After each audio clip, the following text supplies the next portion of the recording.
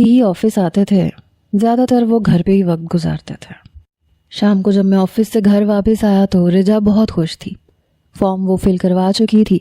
जब मैं सीधा कमरे में गया तो पहली बार ऐसा हुआ कि उसने अपना हाथ मेरे कंधे पे रखा। कहने लगी, थैंक यू सो मच, आप बहुत अच्छे हैं। मैंने उसकी कमर पे हाथ रख के बाकी का फासला भी दूर किया। इस पे वो कुछ नर्वस सी हुई। मैंने कहा, तो फिर मेरे अच्छे होने का गिफ्ट क्या होना चाहिए, वो भी मुझे दे दो। वो नज़रें चुरा गई। मैंने उसे हाथ लगाया, उसके रुखसार पे बोसा दिया और पीछे हट गया। मैंने कहा, खाना गर्म करो, मैं फ़्रेश होके आ रहा हूँ। वो फ़ौरन कमरे से बाहर चली गई। खाने की टेबल पे मेरी वालिदा के चेहरे पे नागवारी थी, माथे पे बल थे। हालांकि उनकी आदत थी खाने के दौरान वो बातें करती थी, लेकिन आज चुप थी। जैसे ही खाना ख़त्म हुआ कहने लगी, तैमूर मेरे कमरे में आओ, मुझे तुमसे बात करनी है कुछ। मैंने कहा, जी अम्मी।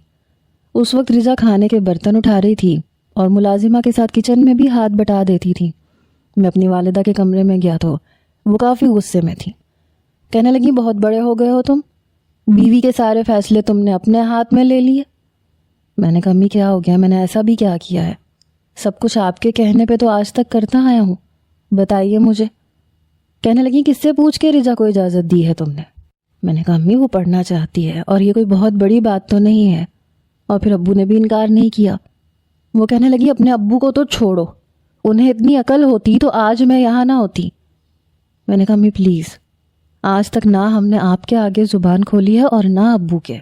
जो आपने चाहा अब्बू वही करते रहे और हम भी वही करते हैं। मेरी वालिदा कहने लगी, बहुत ज़ुबान आ गई है तुम्हारे मुँह में, तुमने मुझसे पूछने की ज़रूरत नहीं महसूस की। मैंने कहा, अम्मी मुझे नहीं लगा कि ये बहुत बड़ी बात है कि मुझे आपसे इजाज़त लेनी पड़ेगी। चलें अब ले लेता हूँ। कहने लगी, अच्छा तो अब तुम्हें इजाज़त का याद आ गया, ठीक है, मना करो अपनी बीवी को, आगे नहीं पड़ेगी वो। शादी के बाद कौन सी लड़कियाँ पढ़ती हैं? मैंने कहा, आजकल तो पढ़ती हैं। कहने लगी, पढ़ती होंगी, पर मुझे अपने घर में ऐसी कोई लड़की नहीं चाहिए। अपनी उम्र देखी है तुमने, 28 साल के हो गए हो, और अब ये मोहतरमा जब तक इंजीनियरिंग करेंगी तो तुम 32 के हो जाओगे, और जब तक ये पढ़ रही है बच्चा तो नहीं पैदा करेगी ये।